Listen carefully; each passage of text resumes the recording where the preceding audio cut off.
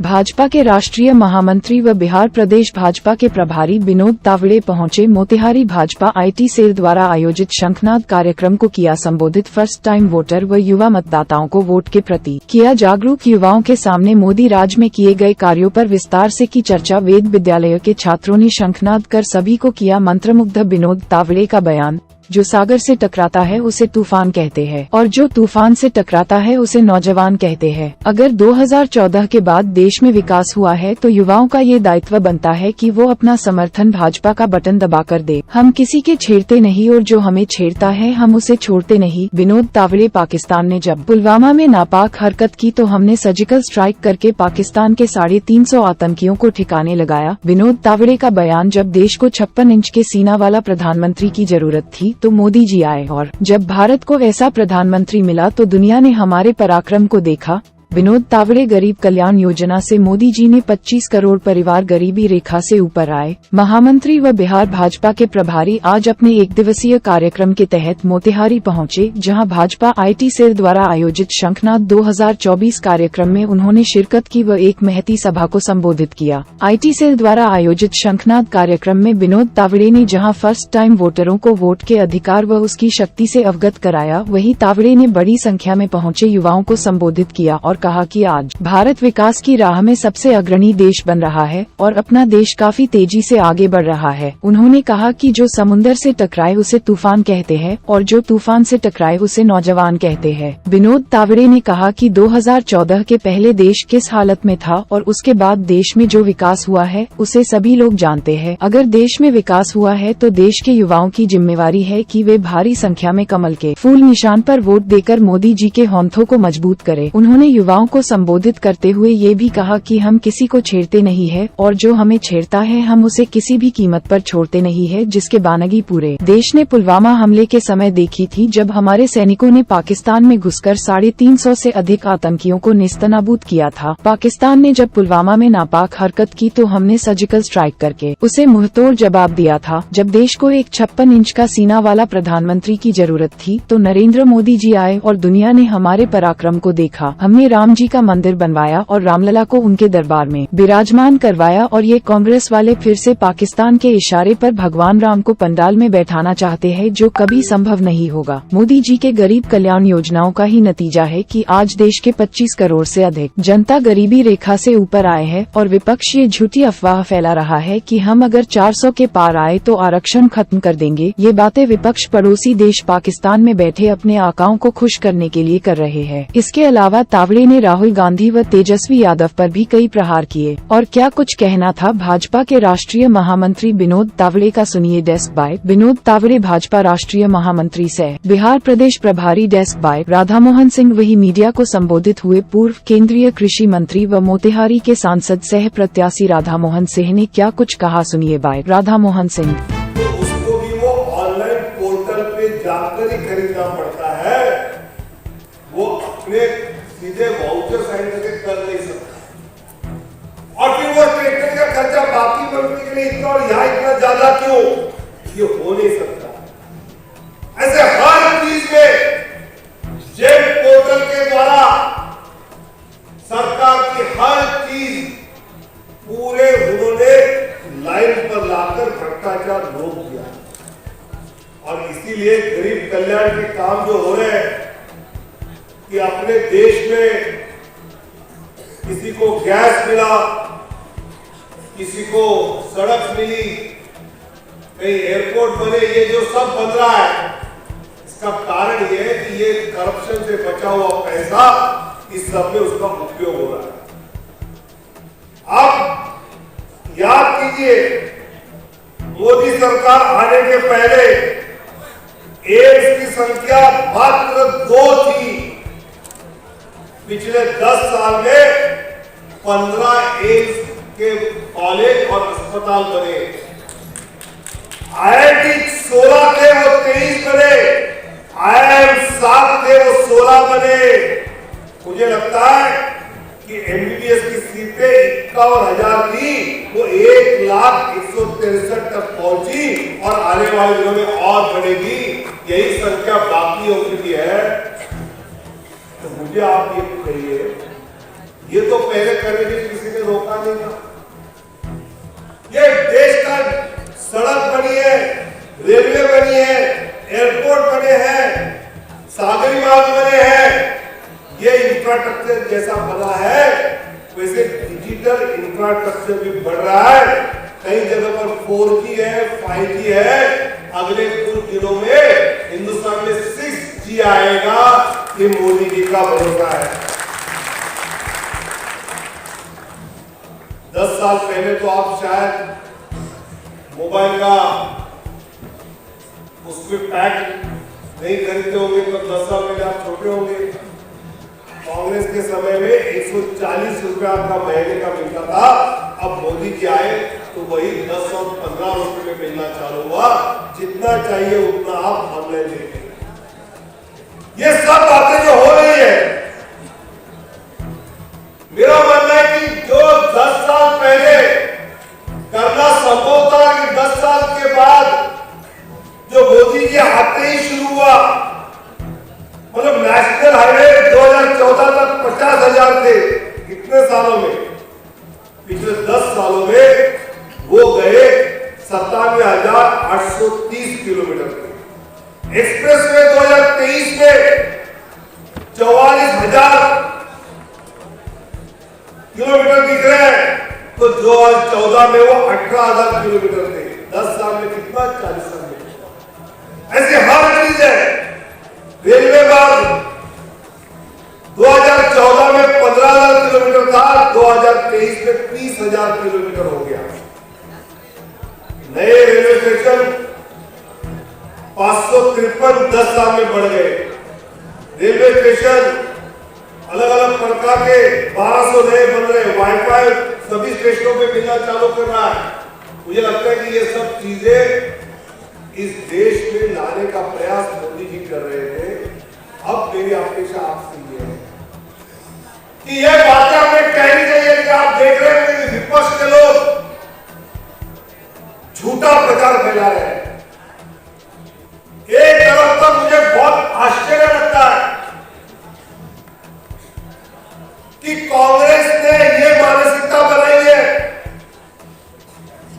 अगर मेरे पिताजी ने कुछ कमा के रखा है और उनका दुर्भाग्य से देहांत होता है, तो उनकी प्रॉपर्टी का आधा हिस्सा सरकार में जमा होगा और मुझे सिर्फ आधा मिलेगा। चलेगा ये? कांग्रेस कहती है कि जो आपके पिताजी ने कमाया हुआ है, आपके दादाजी ने कमाया हुआ है, वो आपको आधा मिलेगा, आधा सरकार में जमा होगा, और जो सरकार में जमा है वो किसको बांटेंगे? कर्नाटक में उन्होंने किया है कि सभी ओबीसी, एससी आरक्षण माइनॉरिटीज में देना चालू कर दिया। सब चीज इस प्रकार के लिए कांग्रेस के एक नेता ने महाराष्ट्र में कहा कि कसाब जब आतंकवादी आया तो उसके आने के बाद जो पुलिस कर्मचारी, अधिकारी, अफसर मारे गए, वो कसाब की गोली से नहीं मरे, वो पुलिस की गोली से मरे। अरे कांग्रेस को कसाब को बचाने में क्या मिल रहा है? कसाब को बचाना ये किसी हिंदुस्तानी का काम हो सकता है क्या? कांग्रेस करना चाहती है। मैं आपको बताना चाहता हूं, पाकिस्तान उनके भगवान के पास प्रार्थना कर रही है, भाई पिछली बार मोदी को मत लाओ, राहुल बाबा लाओ, अपना बहुत फायदा होगा। ये पाकिस्तान सोच। अब मुझे बताइए कि देश का युवा, देश का नागरिक पाकिस्तान जिससे खुश होगा उसको चुनेगा, या हिंदुस्तान को जो मजबूत बनाएगा उसको चुनेगा?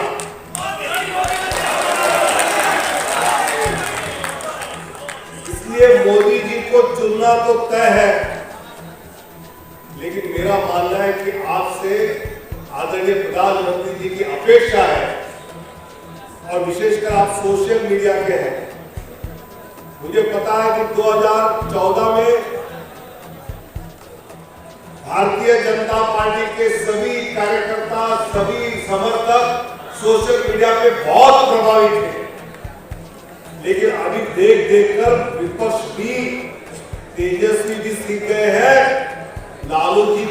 सिखा रहे हैं, कांग्रेस भी सीख रही है, ये सब अब सीख रहे हैं। घर जाने के बाद जब भी सुबह उठने पर सोशल मीडिया पे जाएंगे तो आपको 2-4 पोस्ट प्रधानमंत्री जी की आई होगी, वो आपने अपने इलाके के सबको फॉरवर्ड करनी है। करेंगे क्या?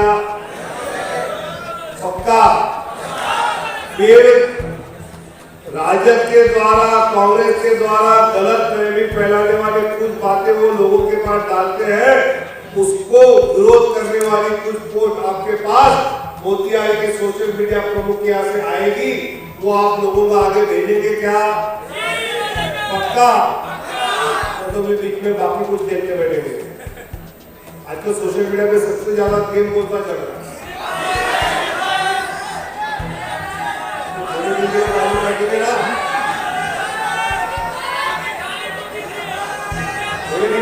रखेंगे नहीं रखेंगे?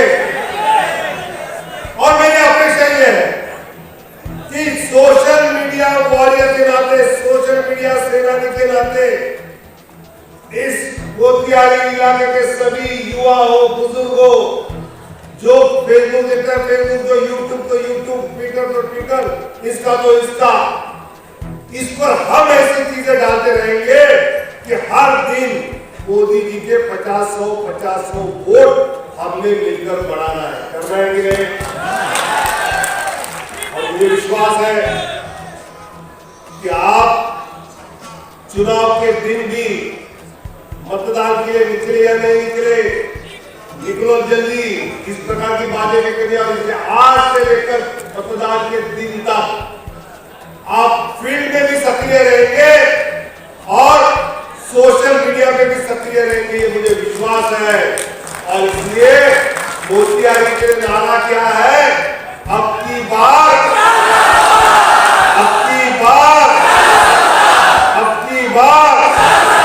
बहुत बहुत धन्यवाद। और 2 साल के बाद इसका उद्घाटन भी हम लोग करने वाले हैं। बस स्टैंड है, सरकारी बस स्टैंड, उसके लिए भी राशि आ गई है। 1 महीना के अंदर काम शुरू होगा।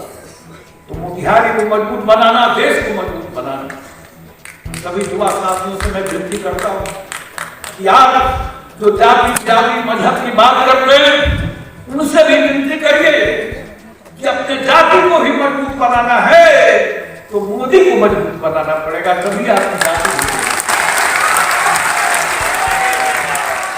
इस विनती के साथ कि आप गांव में जाइए।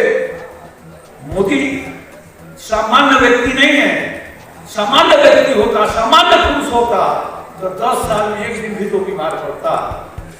ये देव पुरुष है, विशाल व्यक्तित्व है और देश को मजबूत बनाना है। तो इसी को मजबूत बनाने में हमारे परिवार का भी भला है, हमारे जाति का भी भला है, गांव का भी भला है, देश का भी भला है। इसलिए घर घर जाके इस बात को प्रधानमंत्री मोदी जी ने दिल्ली से मुझे यहाँ भेजकर आपको जो बातें बताने के लिए कही, उसमें सबसे पहले तो उन्होंने मोतिहारी के युवाओं को नमस्कार भेजा है।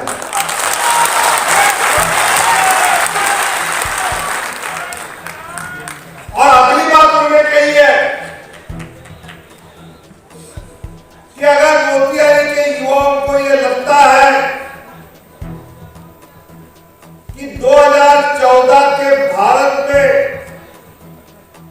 और 2014 के बाद के भारत में कोई अंतर है, तो वो अंतर मुझे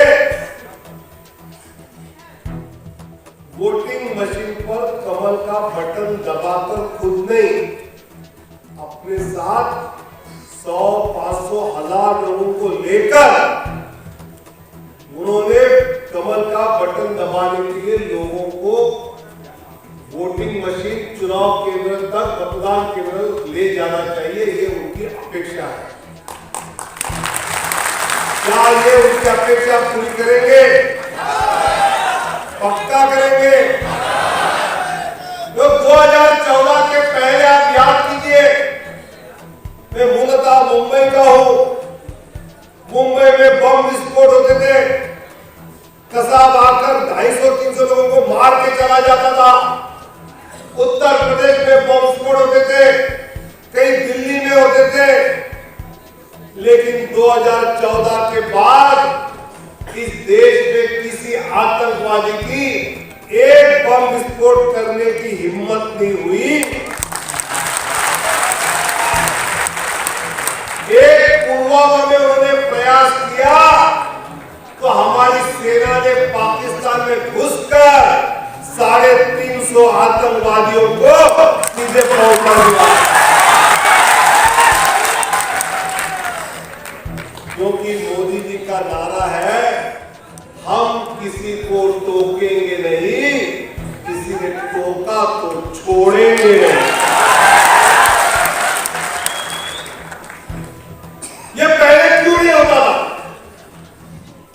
आप किसी भी सेना के अधिकारी को, जवान को जाकर मिलकर पूछिए, जो रिटायर्ड हुए हैं वो बोलते हैं, अरे काश हमारे समय मोदी जी होते ना तो पाकिस्तान को ऐसा समझ सकता।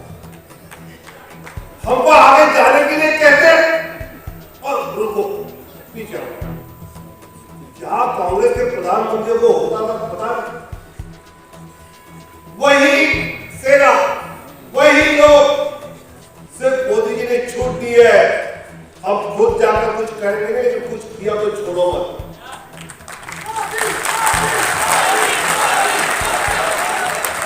मुझे लगता है देश को 56 इंच की छाती वाला नेता अभी तक मिला नहीं था जो मोदी जी के ऊपर मिल गया।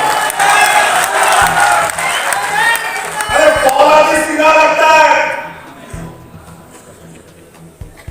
उरी का सर्जिकल स्ट्राइक, एक भी जवान की मृत्यु शहीद हुए बिना 350 को सीधे पहुंचाना, ये अपनी सेना की ताकत है। ये मोदी जी जानते थे, उन्होंने आदेश दिया।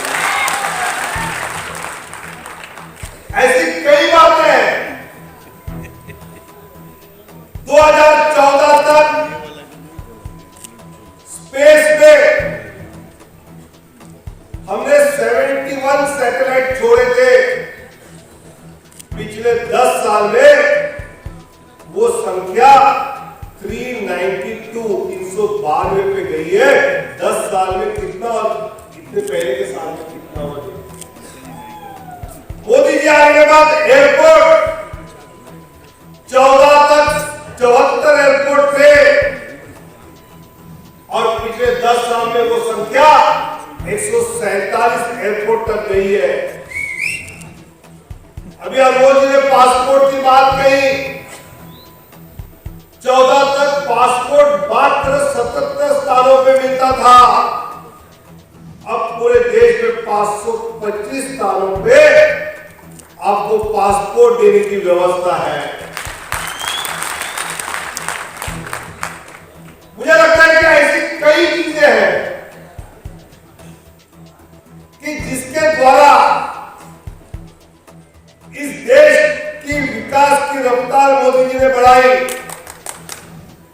और मुझे लगता है कि प्रधानमंत्री जी ने विकसित भारत की संकल्पना रखते हुए ज्ञान, गरीब, युवा, अन्नदाता और महिला नारी शक्ति, ये 4 को सामने रखते हुए अपनी सारी योजनाओं को लागू करना शुरू किया। आज तक आपको याद होगा कि मनरेगा के द्वारा कई लाख करोड़ रुपए हम मजदूरों को कुछ काम के बदले में देते थे। वो काम कभी नहर बनाने का होता था या और कुछ होता था तो नहर बनती नहीं बनती, पैसा जाता मजदूर के हाथ में कूद जाता और बीच में अफसरों के पास पहुंच जाता। लेकिन वही पैसा प्रधानमंत्री आवास योजना में लगाया। अब 4 करोड़ अगर महिलाओं को आवास दिए उनके नाम पर, तो कोई भी घर बनता है तो मोदी जी ने जेब से निकाल के घर नहीं डाला। कोई घर बनता है तो उसको आर्किटेक्ट लगता है, उसको इंजीनियर लगता है, सीमेंट लगता है, स्टील लगता है, लाइटिंग, इलेक्ट्रिकल टेक्निकल लगते हैं, उसको मजदूर लगते हैं, तो ये पैसा जो मजदूरों को मनरेगा में जाता था, उसी को हमने, जो सागर से टकराता है उसे तूफान कहते हैं, जो सागर से टकराता है उसे तूफान कहते हैं, जो तूफान से टकराता है उसे नौजवान कहते हैं।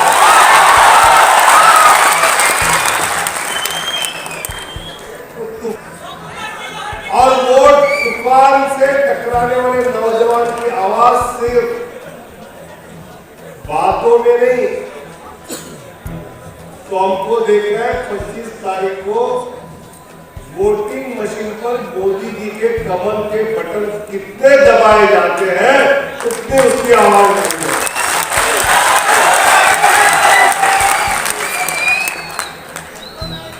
और आप तो ऐसे कार्यकर्ता हैं जो फील्ड में भी आप सक्रिय हैं और सोशल मीडिया में भी आप सक्रिय हैं, तो आप लोगों को जाकर मिलकर बात बताने वाले लोग हैं। और जो लोग अपने मोबाइल पर सोशल मीडिया पर देखते थे, व्हाट्सएप होता है, फेसबुक होता है, इंस्टाग्राम होता है, उस पर भी आप लोगों तक आदरणीय प्रधानमंत्री मोदी जी की बात पहुंचाने वाले, आप मोदी जी के आईटी के, सोशल मीडिया के एक पहले सोशल मीडिया वॉरियर्स भी है। मुझे बताइए, आप में से फेसबुक पर कौन कौन है, हाथ पर दीजिए।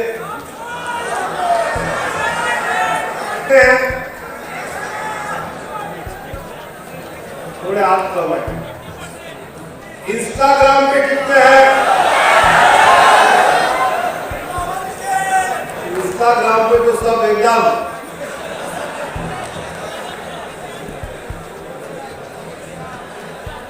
मुझे लगता है कि फेसबुक हो, ट्विटर हो, इंस्टाग्राम हो या यूट्यूब हो, आप देशों पर एक जिम्मेवारी सौंपने के लिए आदरणीय प्रधानमंत्री मोदी जी ने मुझे मोतिहारी में भेजा है। दिल्ली से मैं आया हूं सीधे, और क्या जिम्मेवारी उन्होंने कही है। माननीय राधा मोहन सिंह जी यहाँ पर है, पूर्व अपने केंद्रीय मंत्री है, सांसद है, उनके सभी सहयोगी है, प्रमोद कुमार जी है, पवन जायसवाल जी है, अनमोल जी हमारे सोशल मीडिया के प्रदेश के संयोजक हैं। मोतिहारी लोकसभा के यहां से आप सबको रोज कोई ना कोई 3-4 पोस्ट आती रहेगी। आपके यहाँ माननीय राधा मोहन जी का कैंपेन होगा, उसकी कोई बात आती रहेगी, या फिर कई कांग्रेस के नेता ने जिसके साथ ये घमंडिया गठबंधन है,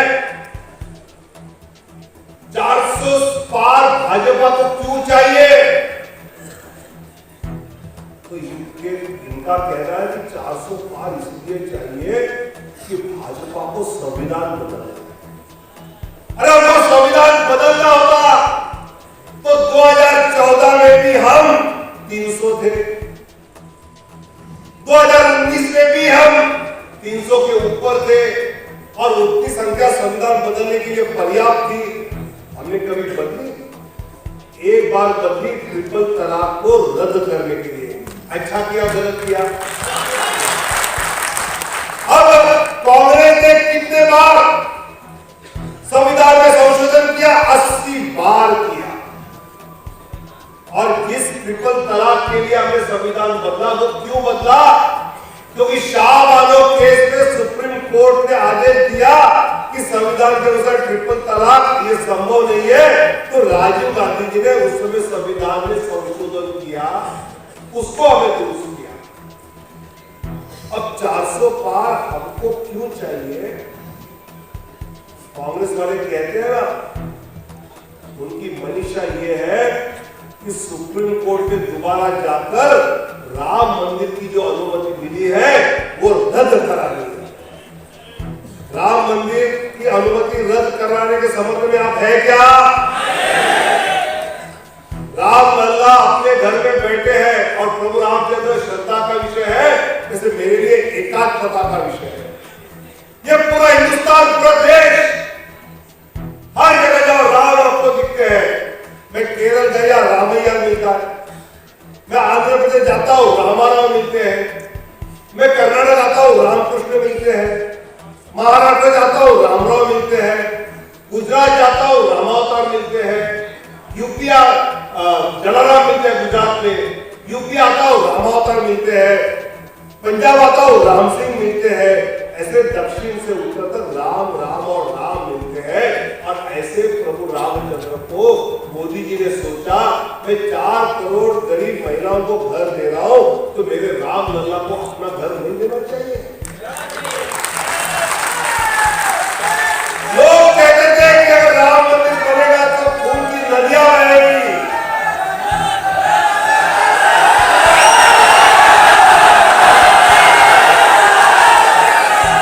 लोग कहते थे कि राम मंदिर बनेगा तो खून की नदियां बहेगी। 2014 में जब भाजपा बहुमत से सत्ता पर आई तो हम कई लोगों ने प्रधानमंत्री जी को आग्रह किया कि आप थोड़ा कानून में संशोधन कीजिए और राम मंदिर दे दीजिए। मोदी जी ने कहा राम मंदिर अगर हमारे पास आएगा तो कानून के द्वारा आएगा और सुप्रीम कोर्ट में ही हम हमारा पक्ष रखेंगे और सुप्रीम कोर्ट में पक्ष रखने में जो समय जाएगा जाने दो। मुझे विश्वास है कि हमारी जो बात है, हमारा जो कहना है वो सही है और सुप्रीम कोर्ट के द्वारा, न्याय के द्वारा राम मंदिर हमने प्राप्त किया और साथ ही थोड़ी दूरी पर हमारे मुस्लिम भाइयों के लिए वहां भी जमीन दी बिना खून का एक खतरा दिए। अब ये बात हमको सोशल मीडिया के द्वारा जनता तक पहुंचानी चाहिए कि जिस प्रकार घमंडिया गठबंधन है, उनको पूछो जी कि अगर गलती से कुछ वोट मिले तो प्रधानमंत्री कौन बनेगा? कोई बनेगा? एक दूसरे के काम खींच के उसको पटक देगा और पटकेगी ये नहीं, दुर्भाग्य से अपना देश पटकेगा, देशवासी पटके जाएंगे। लेकिन हम ये होने नहीं देंगे। देश को मजबूत करने वाले मोदी जी के कमल के की आवाज जोर से भारत माता की थोड़ी बड़ी